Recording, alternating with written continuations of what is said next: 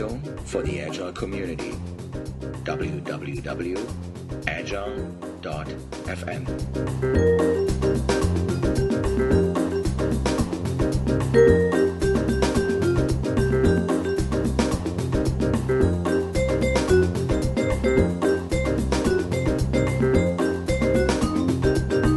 My guest today is Bob Schatz. Bob is a true Agile veteran. He is one of the first, if not the first, certified Scrum trainer out there. He's home to Pennsylvania, and he has a company called Agile Infusion. That is also the domain name.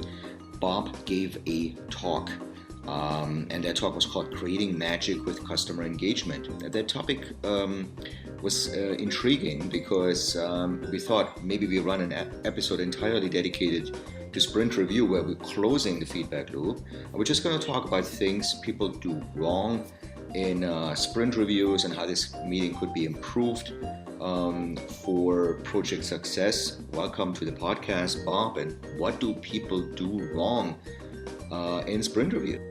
Well, I think the original intent with sprint reviews was getting feedback, and feedback is a critical part in building agility in organizations, because what you're trying to do as you're building out a product is figure out, along the way, if it's satisfying the intended needs of users, if it's solving a problem.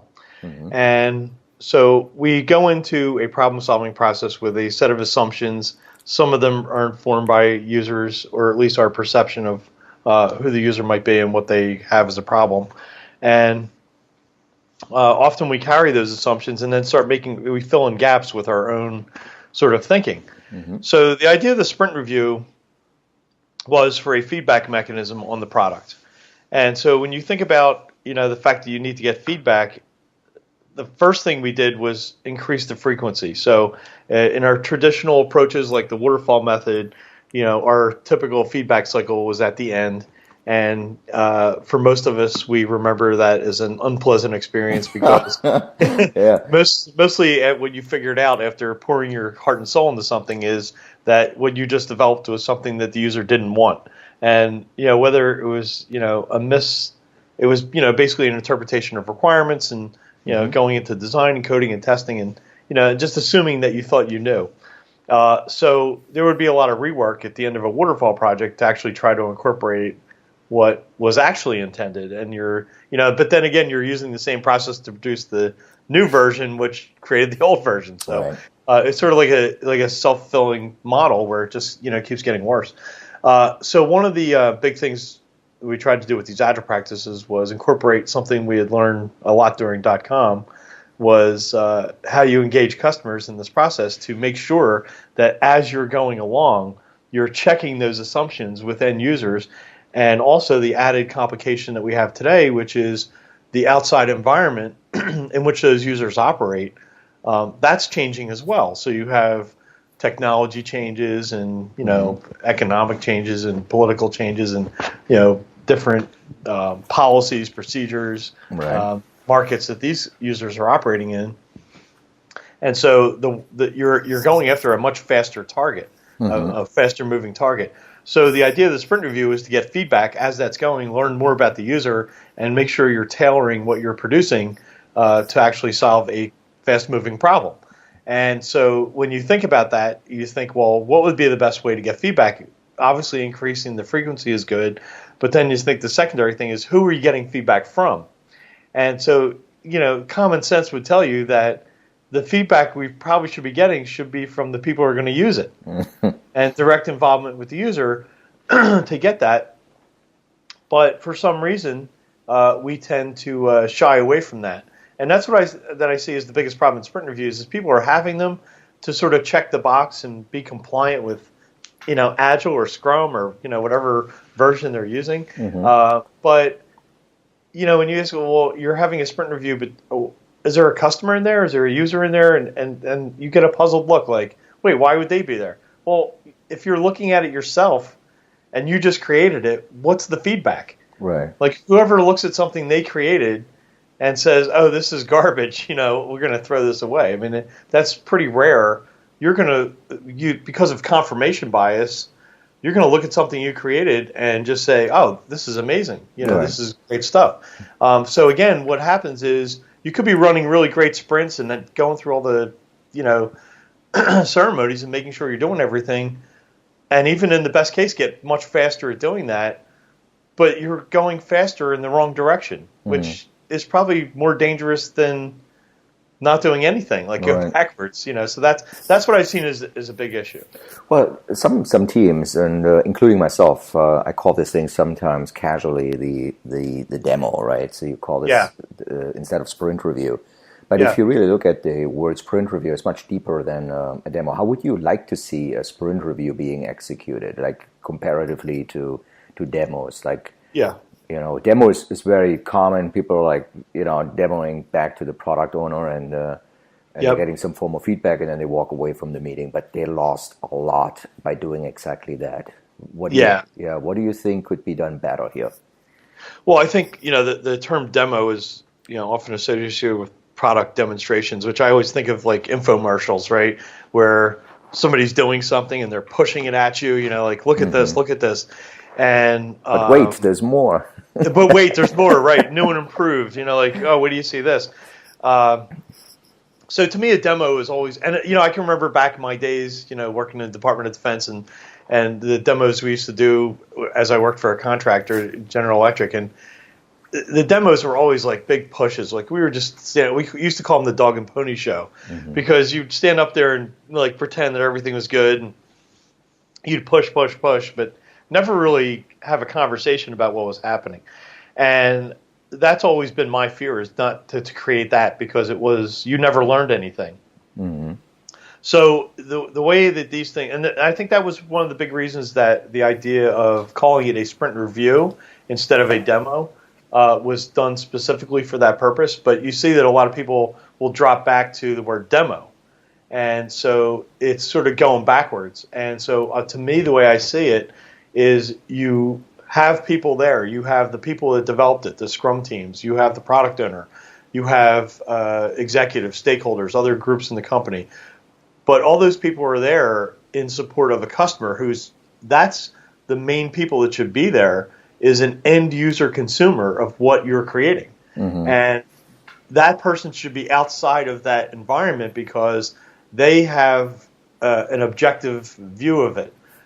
They have choices. They have power of where they spend their money, or what they go to your product or somebody else's product. And that really is the feedback you're trying to get. And then when you bring those people in, you are really showing off not just what you created, but who you are. And this is your opportunity to build trust with users, to say, we're here to make your job or your life easier. This isn't about us. It's about you. And you get a chance to show them what this is about, that you're there to serve their needs. They're not there to serve your needs. Right. So one typical thing I hear out there is occasionally some teams, especially for the ones co-located, right? So when the whole team is in one room and you come to sprint review by the end of the sprint, you hear things like, well, everybody has seen this stuff already. Why are we doing this? Like the product owner has already looked at the features, and they know exactly what's going on a day in and day out basis. Very often they all participate in a daily scrum, which is great. So they're coming to the end of a sprint review, and they feel like this meeting is just a formality. Yeah, well, you just called it out right there. The thrust of what you were just saying is about the team demonstrating to the product owner who's already been involved, but that's a still inside view of the world. And so where's the outside view? Where's the actual end user? So the product owner role was built to be a representative of the end user, but not to substitute as the end user for feedback.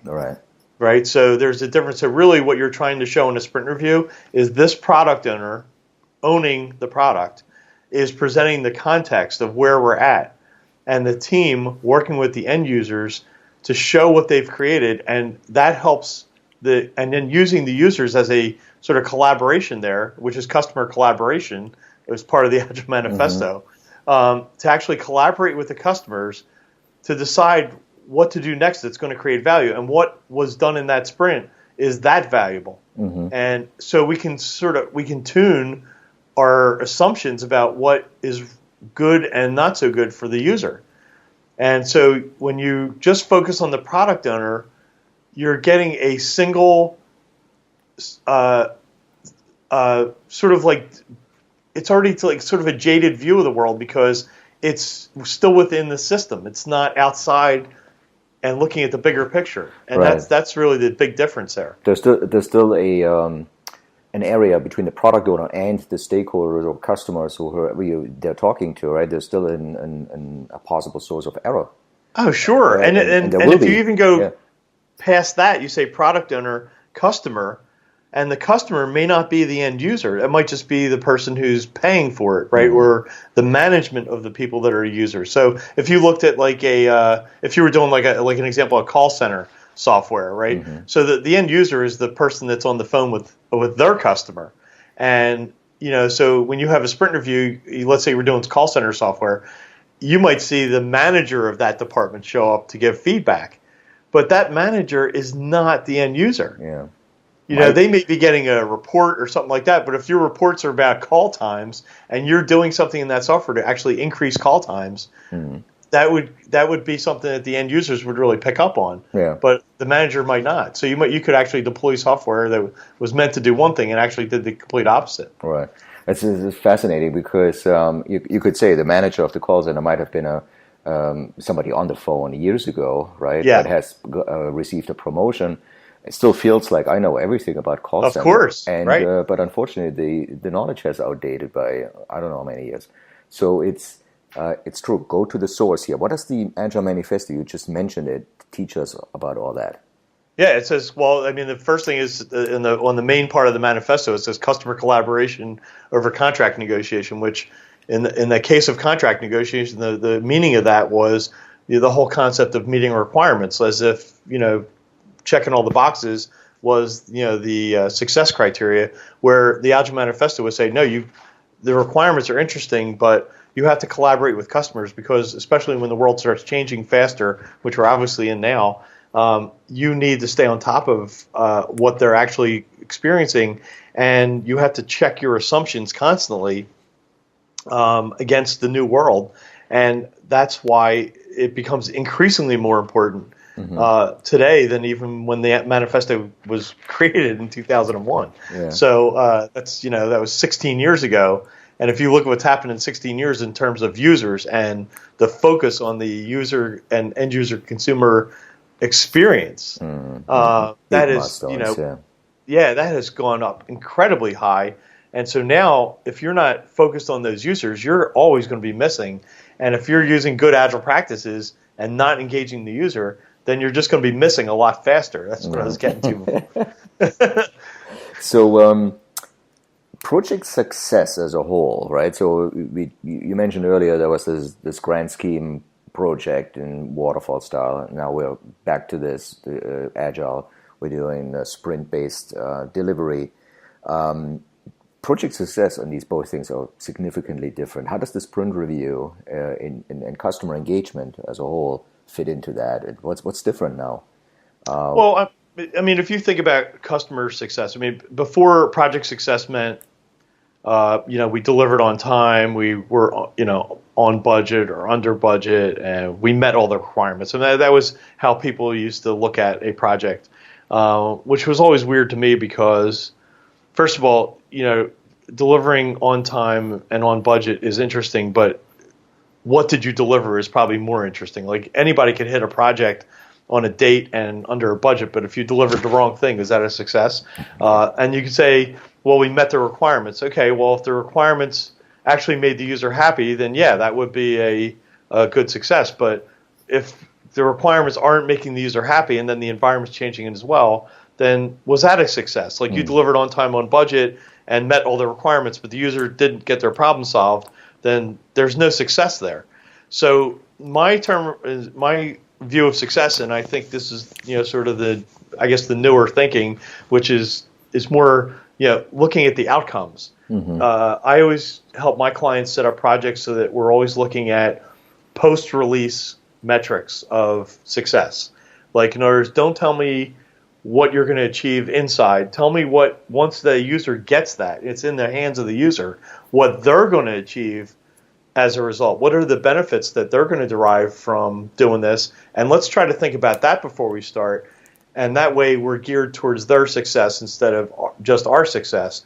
If you make your customers successful, then you're going to be successful. So I think the alignment towards the user, not just the experience, but getting the benefits out of it, whether it's a business benefit of making money for the customer, like them making their customers happy and making money, or saving time or saving money.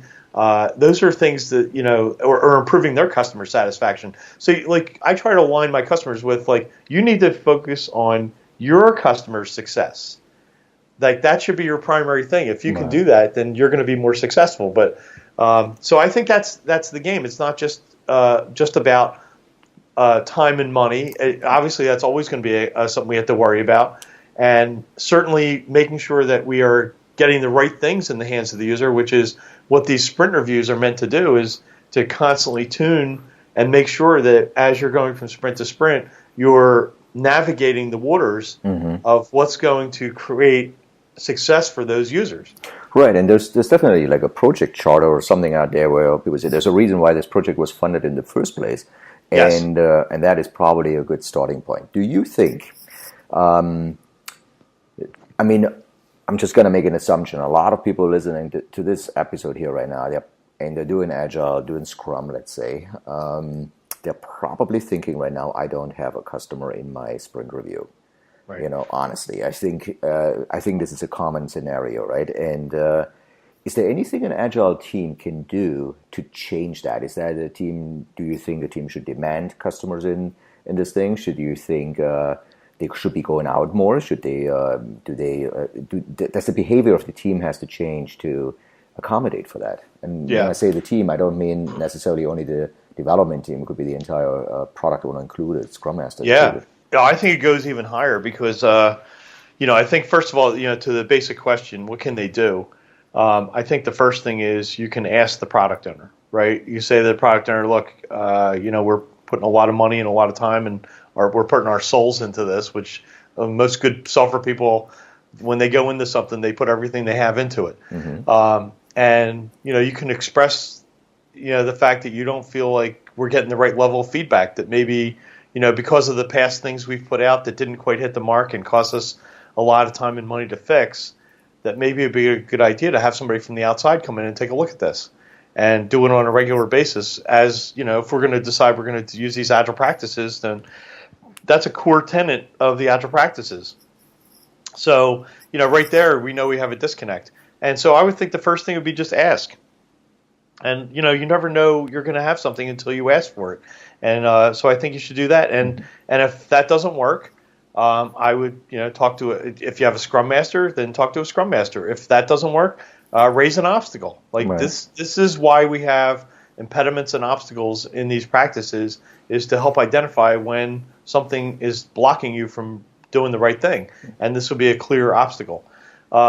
Also, it goes all the way, like I said, all the way back up to leadership. Like when you look above, you look at the management, you look at the executives, the C-level executives, the CEO. A lot of them are not tuned into the users and think that, I know this, and so there's a lot of assumptions being made. But when I coach a lot of executive teams, there's nothing in the office to remind people who we work for. There's no pictures. There's no videos playing. There's no evidence of the people that we serve every day, and that's unfortunate. And how many executives have gone to a user location and seen them? Why not go out and take a video crew and at least capture, some environmental pictures and video of people using a solution, or have them do a couple little interviews, spend a sort of day in the life of the user, or arrange for users to come in for sprint reviews. They're coming in for a lot of other things. Why not sprint reviews? And certainly, utilizing user groups and things like that. There's a lot of different places to make it happen. You have to look for the possibilities. If you just throw your arms up and say, well, we can't do it, or just make excuses. We're not allowed to do it. I've heard that one quite a bit. This is people making decisions because this is a profession. They are using their professional skills to build a product, and they know in their heart that they're probably building the wrong product. And so, as a professional, you have to say something about that. You can't just sit back and say, I'm just going to let this happen to me. And, 30 years after, I've been doing this, maybe I'll catch on. I mean, today's world, you got to say something. It's hard sometimes, and I know everybody's got their own sort of risk threshold, but you're not asking for the universe. You're asking, we should probably get some feedback on a product that we're creating, which, by the way, as consumers outside of software, like if you buy a washing machine or you go to Amazon or, anywhere really, I mean, try to find a retailer that doesn't focus on customer experience and get feedback constantly, right? Directly from the consumer. So I find it interesting that sometimes we create things, yet and we're consumers obviously in the world, and we appreciate being asked our opinion about a product or a service or a store, but when we go to work, for some reason, we don't do it ourselves. Yeah. Well, I have a story for you. There was by accident, I was attending a sprint review. I was not really working with this team whatsoever before, and I had no idea, but I was on the floor and with a client, and I was pulled into the sprint review, and I did not know anything about this product nor the team, and it was an extremely disengaged meeting, the sprint review meeting, and at one point, I had to ask this group. I said, I couldn't even tell right now in the room who is the product owner, and they said the product owner is not here. And I said, why is the product owner not here? And for whatever scheduling reasons, it wouldn't work. And it's like, I asked them, is this the first time you're actually seeing the product? And they said, oh no, we have seen this many, many times. I said, why are we here, right? So this goes to checking the boxes. Do you have? I found that quite a crazy sprint review. To be totally honest. It seems insane when you're asking. It's like, what is going on here? What is going on here, right? Yeah. And I was basically with that team for a minute, right? But just everybody just goes through this thing. So totally misunderstood meeting here. Do you have any kind of similar crazy stories from your work environment where you feel like, without obviously specifying the company's name here, but do you have anything to share? What could go wrong in a sprint review after my story? I mean, I just haven't. I have one that's coming to my mind just because I just heard about it. So this is an interesting story because my son is a newly minted Scrum Master, which I'm very proud of him. But so we're now on second generation. So he's obviously I've tried to teach him as much as I could over the years, but he's still a young kid. He just graduated his MBA, and he went in as a test engineer. Now he's they wanted him to be a Scrum Master. He just has a natural ability to do it. So he was in his first sprint review, and this is his first time on the ground actually doing this. But he said it was so boring because there was a couple people on a WebEx, customers. There were two people there physically because they happened to be in a training session, and they stopped by for the sprint review. And he said the people that were presenting it, and I think the product owner was presenting it, it was so boring, and they were bored. And then so the one customer was like on his mobile device, just checking email, I'm sure, because he was bored. And the other one, he said, was falling asleep, like going out. And he said, and there was another person like on the team that was there, and they were falling asleep because everybody was just like, it was like the same thing, just going through the motions. But everybody was like completely out. Like it was almost like there was like a sleeping gas that was being pumped in, and they were all going to sleep. And I was like, well, that's not good. That's and it's just, again, I've always tried to tell people when you're running a sprint review, you're showing not only your product, but you're showing yourself. And if you can't engage your customers in a little session to get feedback on some small things that you created in that sprint, then what does that tell about your product, your interest, your engagement? That's right. And how your customers feel about it.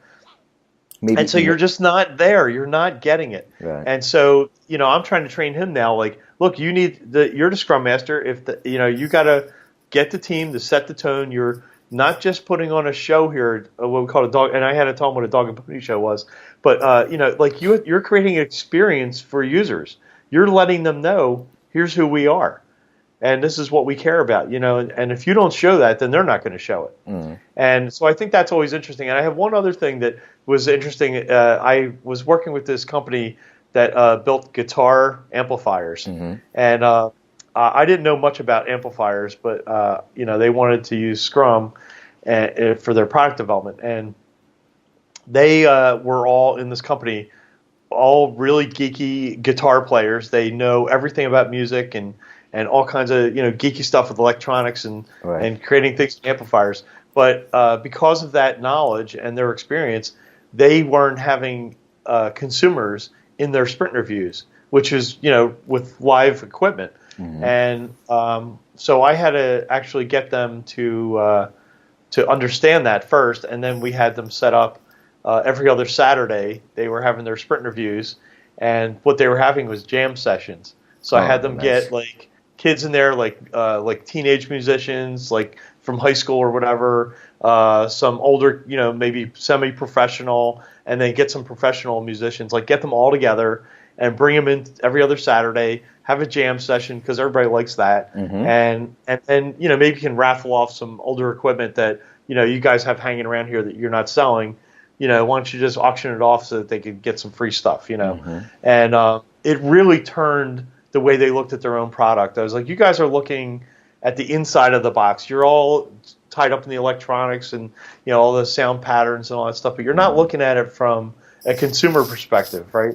There's other brands out there, and you're not the top brand. So why would somebody buy somebody else's product instead of yours? What are the decision-making points? Who's the decision maker?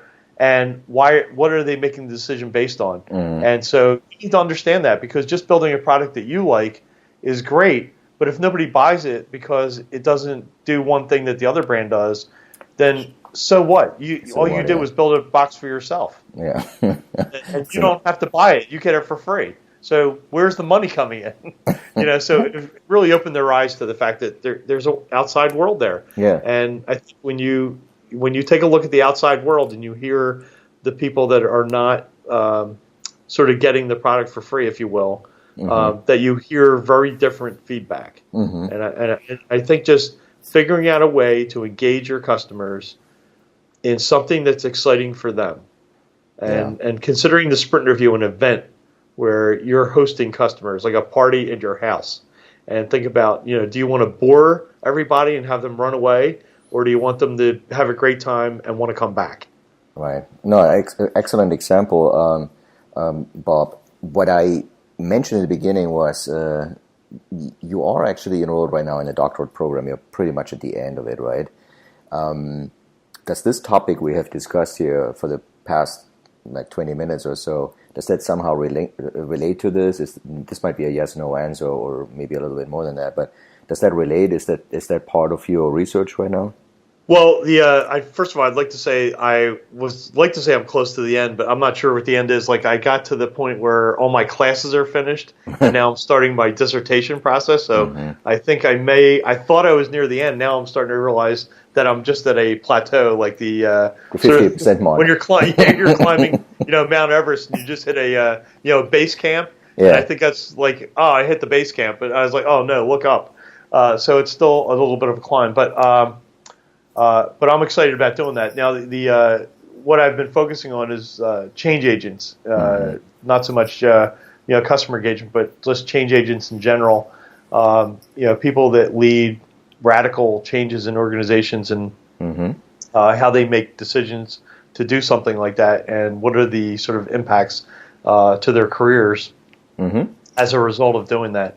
And so I've obviously seen a lot of case studies, including my own, and it's a very interesting dynamic that hasn't been written about a lot. People will write about change models and change leadership, and there's all kinds of things you can follow and assessments of what kind of leader you are and that kind of thing. But when it comes down to actually like facing the decision point of, do I do a radical change, which I'm not talking about something that other people have already done. I'm talking about something that very few people in the world have done, and you're about to do it. how do you make that decision? What do you have to sort of think mentally, like in terms of, your own survival, basically? Right. And then how does the organization sort of react to that, both in the short term and the long term? Because I think most people probably listening to this that have ever been involved in a radical change, which Agile practices early on, let's say in the first, I'd say from anywhere from like, the mid 90s to the to 2004 or 5, before it started really picking up.